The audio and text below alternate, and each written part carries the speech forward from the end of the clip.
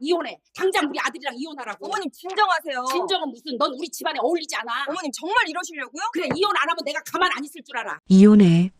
당장 우리 아들이랑 이혼하라고. 어머님, 진정하세요. 진정은 무슨, 넌 우리 집안에 어울리지 않아. 이거 서명해. 어머님, 정말 이러시려고요? 그래, 이혼 안 하면 내가 가만 안 있을 줄 알아. 그럼 어쩔 수 없네요. 어머님, 이거 들어보실래요? 2024년 겨울, 한 아파트 거실. 시어머니가 며느리에게 이혼 서류를 던진 순간, 며느리는 조용히 녹음기 하나를 꺼내 들었습니다. 그 녹음기에서 흘러나온 목소리는 시어머니 본인의 목소리였습니다. 우리 아들 바람 피워. 그래야 저 여자 쫓아낼 수 있어.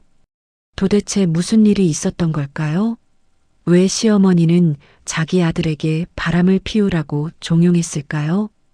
이야기는 3년 전으로 거슬러 올라갑니다. 강지은은 31살의 평범한 직장인이었습니다. 대기업에서 과장으로 일하며 나름 성공적인 커리어를 쌓고 있었습니다. 그러던 중 소개팅에서 김태준을 만났습니다. 태준은 모든 면에서 완벽해 보였습니다. 의사였고 외모도 출중했으며 무엇보다 지은에게 정말 잘해줬습니다. 데이트할 때마다 배려심 넘치는 모습을 보였고 지은의 말을 경청했습니다. 1년간의 연애 끝에 두 사람은 결혼을 결심했습니다. 지은은 행복했습니다. 이렇게 좋은 사람을 만나다니 정말 운이 좋다고 생각했습니다. 하지만 결혼 준비 과정에서 조금씩 이상한 점들이 보이기 시작했습니다. 시어머니 박순자 여사의 태도였습니다. 첫 상견례 자리에서 박순자는 지은을 위아래로 훑어봤습니다. 그리고 은근슬쩍 물었습니다. 집안은 어떻게 되세요? 아버지는 회사 다니시고 어머니는 주부세요.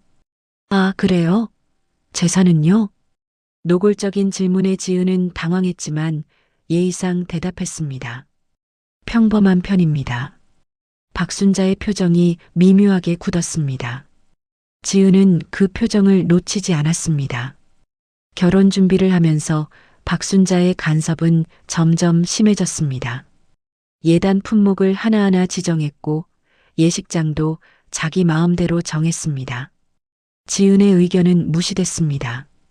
우리 아들이 의사인데 격에 맞춰야죠. 박순자는 늘 이렇게 말했습니다.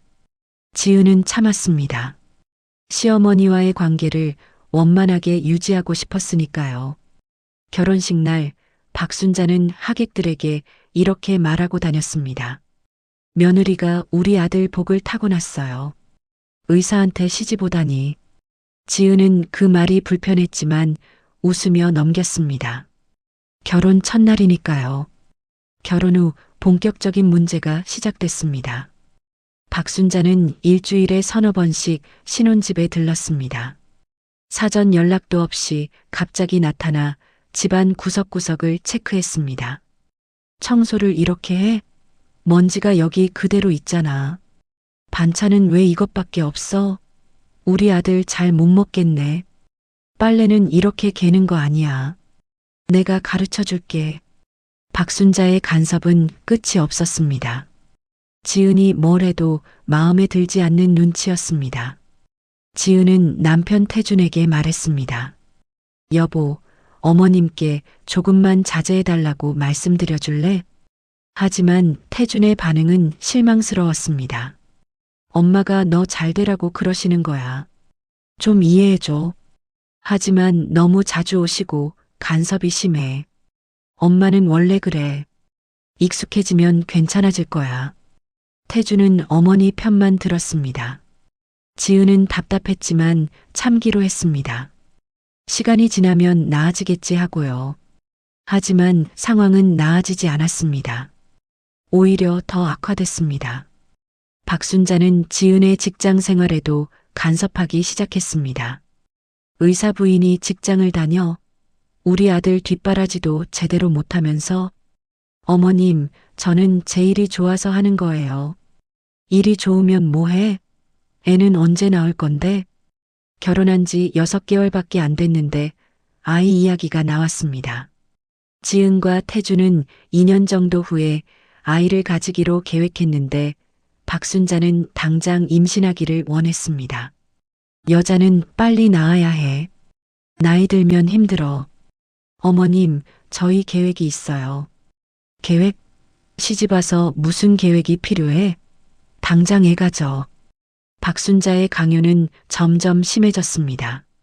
심지어 지은의 생리 주기까지 체크하기 시작했습니다. 이번 달에는 임신했어? 아니요, 어머님. 왜 안 돼? 병원 가봤어? 지은은 점점 스트레스를 받았습니다. 직장 일도 힘든데 집에 오면 시어머니의 간섭과 잔소리를 들어야 했습니다. 남편은 전혀 도움이 되지 않았습니다. 1년이 지났습니다.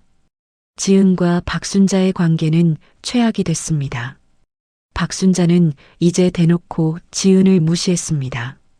너 같은 며느리를 뒀으니 우리 아들이 불쌍해. 제대로 하는 게 하나도 없어. 우리 아들이 너보다 훨씬 잘났는데 내가 뭐라고 대드니? 지은은 참고 또 참았습니다. 하지만 어느 순간부터 한계를 느꼈습니다. 결정적인 사건이 터진 것은 지은의 승진 소식을 들은 날이었습니다. 지은은 부장으로 승진했습니다. 회사에서 능력을 인정받은 것이었죠. 지은은 기뻐하며 남편에게 알렸습니다. 여보, 나 승진했어. 축하해, 자기야. 태주는 기뻐했습니다. 하지만 박순자의 반응은 달랐습니다. 승진? 그래서 집에 더 늦게 들어온다는 거야? 어머님, 승진한 건데 축하해 주시면 안 될까요? 축하? 여자가 일에만 매달리니까 애도 안 생기는 거 아니야?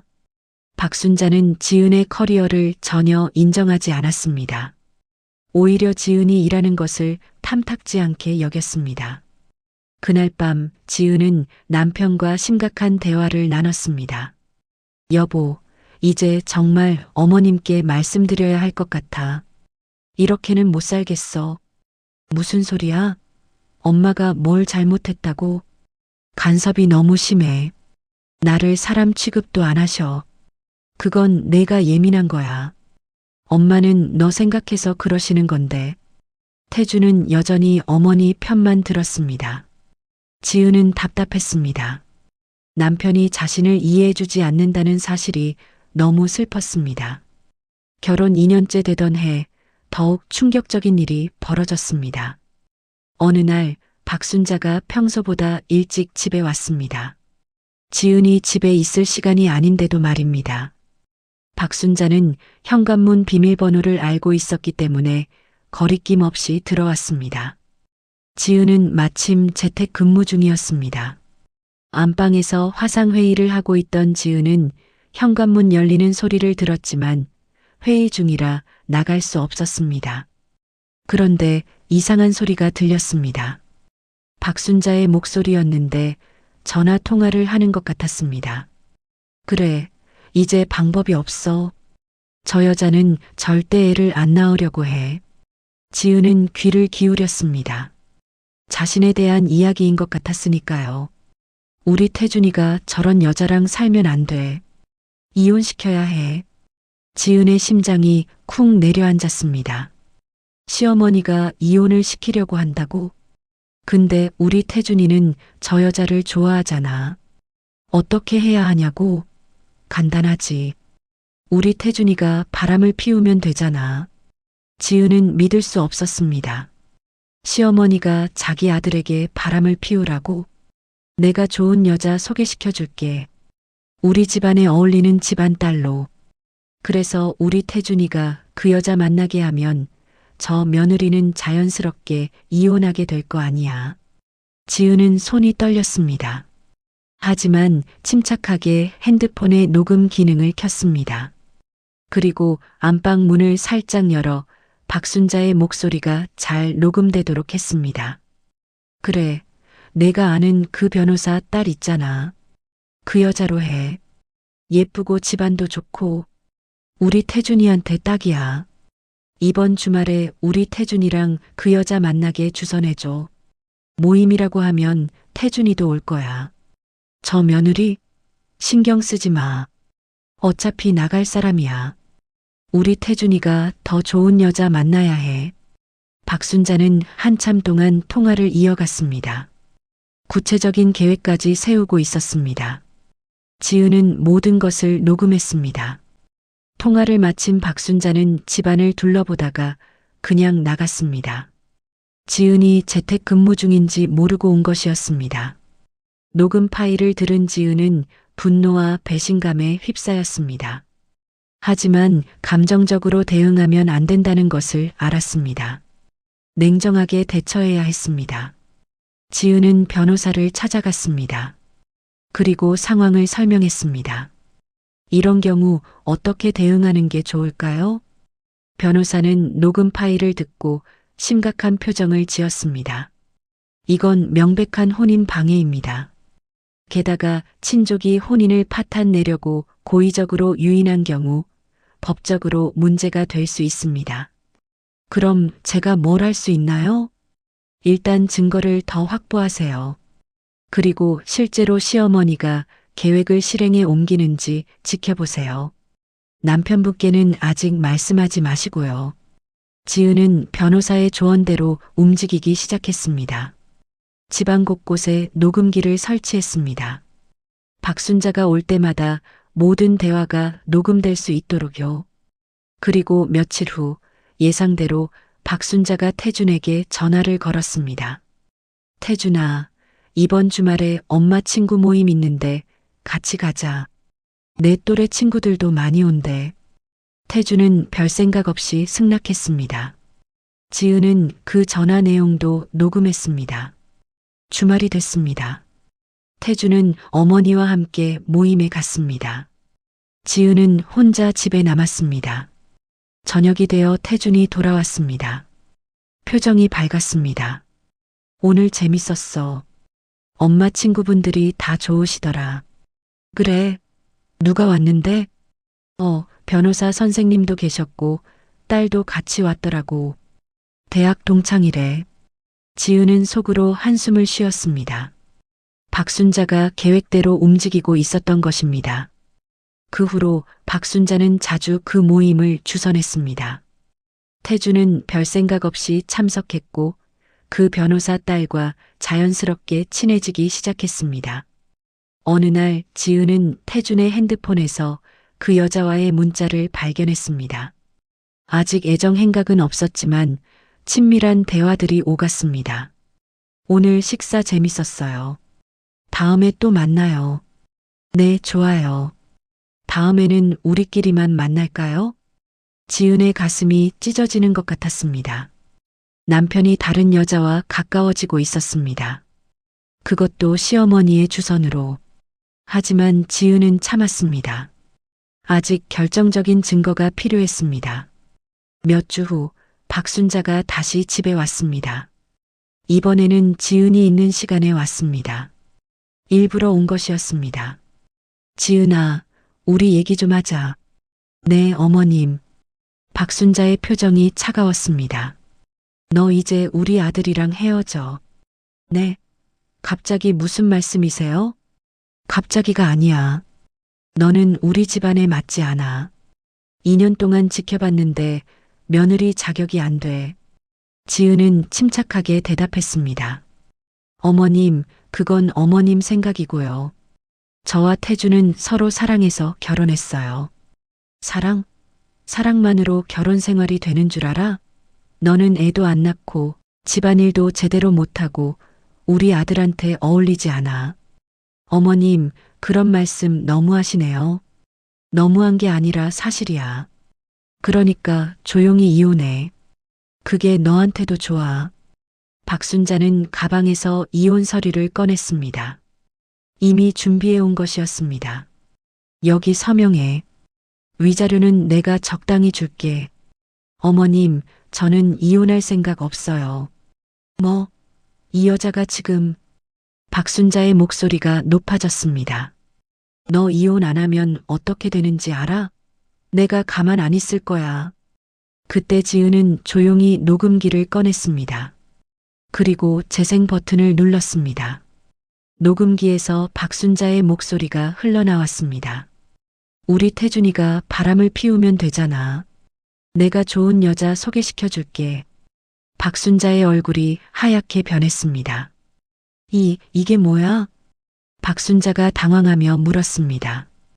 어머님이 2주 전에 이 집에서 하신 전화 통화 내용이에요. 어머님이 저를 모르실 줄 알았겠지만 저 재택 근무 중이었어요. 너. 그리고 이것만이 아니에요. 지은은 또 다른 녹음 파일을 재생했습니다. 박순자가 친구와 통화하며 구체적인 계획을 세우는 내용, 태준에게 모임에 가자고 설득하는 내용, 그 변호사 딸을 태준에게 소개하는 내용, 모든 것이 녹음되어 있었습니다. 어머님은 저를 이혼시키려고 제 남편에게 바람을 피우라고 종용하셨어요. 이건 명백한 혼인 방해입니다. 박순자는 말문이 막혔습니다. 그게 난 우리 아들 잘 되라고. 잘 되라고요? 바람 피우라고 하는 게 잘 되는 건가요? 지은의 목소리에는 분노가 담겨 있었습니다. 어머님은 2년 동안 저를 괴롭히셨어요. 간섭하고 무시하고 인격을 모독했어요. 그런데도 저는 참았어요. 가족이니까. 하지만 이건 참을 수 없어요. 지은아. 저는 이 녹음 파일들을 가지고 법적 대응을 할 거예요. 변호사와 상담도 이미 끝났어요. 그때 현관문이 열리며 태준이 들어왔습니다. 엄마, 왜 여기 계세요? 무슨 일이에요? 태준은 긴장된 분위기를 감지했습니다. 태준아, 엄마가. 박순자가 말하려는 순간 지은이 끼어들었습니다. 여보, 어머님이 당신한테 바람 피우라고 하셨대요. 무슨 소리야? 이거 들어봐. 지은은 녹음 파일을 태준에게 들려줬습니다. 처음에는 믿지 않던 태준의 표정이 점점 굳어갔습니다. 엄마, 이게 정말이에요? 태준아, 그게 아니라. 대답하세요. 이게 정말 엄마 목소리예요? 그래. 하지만 난 내가 잘못된 결혼을 했다고 생각해서. 잘못된 결혼? 제가 선택한 건데요. 태준의 목소리가 떨렸습니다. 너는 몰라. 저 여자는 우리 집안에 안 맞아. 집안요? 저희가 조선시대에 사나요? 태준은 처음으로 어머니에게 대들었습니다. 엄마가 그동안 지은이한테 어떻게 했는지 저도 다 알아요. 그런데 이건 너무하잖아요. 저한테 바람 피우라고요? 난 내가 더 좋은 사람 만나길 바랐어. 제 인생은 제가 결정합니다. 그리고 저는 지은이를 사랑해요. 태준은 지은의 손을 잡았습니다.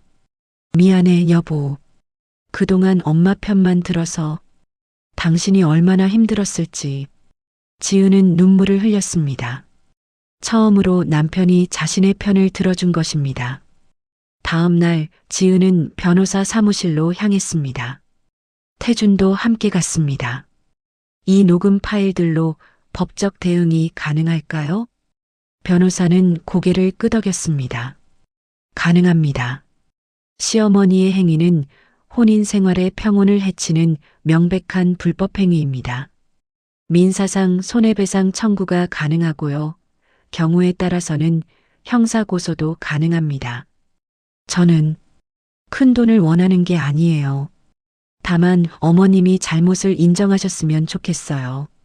그럼 일단 내용 증명을 보내드리죠. 그리고 합의를 시도해 보겠습니다. 며칠 후 박순자에게 변호사 명의의 내용 증명이 발송됐습니다. 혼인 방해에 대한 법적 책임을 묻는 내용이었습니다. 박순자는 황급히 변호사를 선임했습니다. 하지만 증거가 명확했기 때문에 변명의 여지가 없었습니다. 결국 조정 테이블에 앉게 됐습니다. 박순자, 지은, 태준, 그리고 양측 변호사가 모였습니다. 조정위원이 말했습니다. 박순자 씨, 녹음 파일들을 검토한 결과 명백한 혼인 방해에 해당합니다. 인정하십니까? 박순자는 한참을 망설이다가 고개를 숙였습니다. 인정합니다. 그럼 며느리분께 사과하시고 재발 방지를 약속하시겠습니까? 박순자는 지은을 바라봤습니다. 그 눈에는 여전히 불만이 가득했지만 어쩔 수 없었습니다. 미안합니다. 형식적인 사과였습니다. 진심이 담기지 않은 것이 느껴졌습니다. 지은은 조용히 말했습니다. 어머님, 저는 어머님의 진심 어린 사과를 원하는 게 아니에요. 다만 이제부터는 저희 부부 일에 간섭하지 말아주세요. 그것만 약속해 주시면 됩니다. 알았다.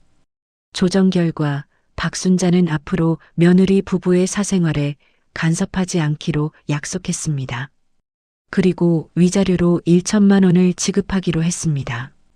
지은은 그 돈을 받지 않고 기부하기로 했습니다. 돈이 목적이 아니었으니까요.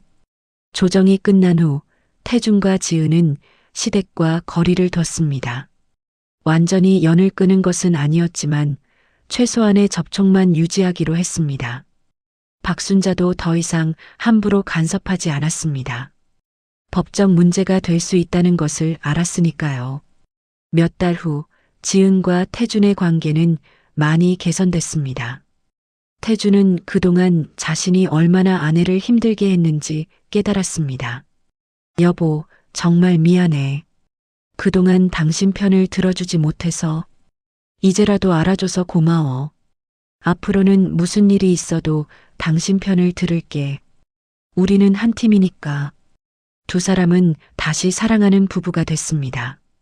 시어머니의 간섭 없이 온전히 둘만의 시간을 보낼 수 있게 됐습니다.